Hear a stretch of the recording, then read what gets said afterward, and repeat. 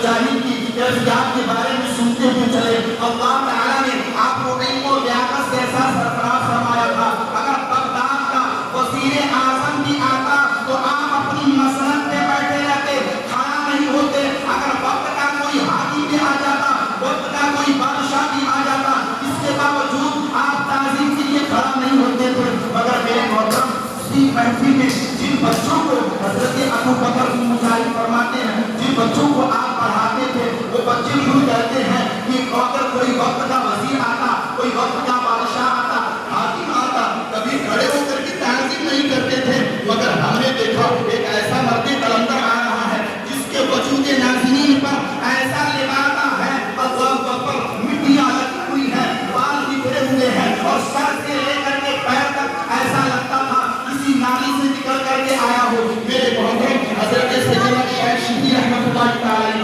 اچانک ان کے پاس جاتے ہیں، اور حضرت ابو بکر مجاہد رحمۃ اللہ تعالی نے جیسے ہی دیکھا حضرت ابو بکر شبلی کو، تو فوراً آپ کی کرسی یعنی مسند کو چھوڑ دیا، اور چھوڑنے کے بعد کھڑے ہو گئے، تعظیم کے لیے کھڑے ہو جاتے ہیں، اور کھڑے ہونے کے بعد حضرت ابو بکر شبلی رحمۃ اللہ تعالی نے سینے سے سینہ لگایا، دونوں آنکھوں کے درمیان بوسہ دیا، اور بوسہ دینے کے بعد اپنی مسند پر بٹھائے، اور تعظیم کے ساتھ احترام کے ساتھ آپ کو کھلایا پلایا۔ جب واپس آپ نے رخصت کر دیا، جب چلے گئے تو سارے بچے کہنے لگے حضور مسئلہ ہمیں سمجھ میں نہیں آیا کہ آپ نے اس مرد مجاہد کے حق میں دعائے خیر فرمائی ہے، آپ نے اس کی تعظیم بھی کی ہے، حالانکہ آج تک ہم یہاں پر زیر تعلیم رہے، پڑھتے رہے، مگر ہم نے کسی کو ایسا نہیں دیکھا کہ اس کے لیے آپ اس کی کار کریں۔ اللہ اکبر۔ حضرت سیدنا ابو بکر کی مجاہد فرماتے ہیں، اے میرے بچوں، تمہیں میں پڑھاتا ہوں نا، لیکن کل رات میں